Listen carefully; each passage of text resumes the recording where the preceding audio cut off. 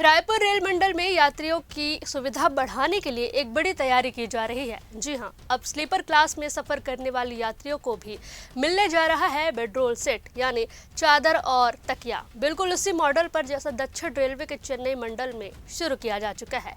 रायपुर मंडल ने इस नए सिस्टम को लागू करने के लिए चेन्नई मंडल के अधिकारियों के साथ आइडिएशन और प्लानिंग शुरू कर दी है। सीनियर डीसीएम अवधेश कुमार त्रिवेदी का कहना है कि अगर सब योजना के मुताबिक चला तो नए साल पर यह सर्विस शुरू हो सकती है।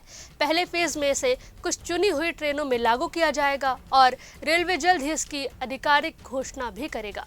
बेडरोल सेट में आपको मिलेंगे साफ सुथरी चादर, एक तकिया, एक कवर, जिनकी कीमत कुल 50 रुपए होगी। यही नहीं, एसी कोचों में अब एडवांस फायर डिटेक्शन सिस्टम भी लगाया जाएगा। बता दें कि यह सिस्टम अभी तक सिर्फ हमसफर एक्सप्रेस में था, लेकिन अब बाकी ट्रेनों में भी लगाया जाएगा, जिससे किसी भी इमरजेंसी को समय रहते रोका जा सके।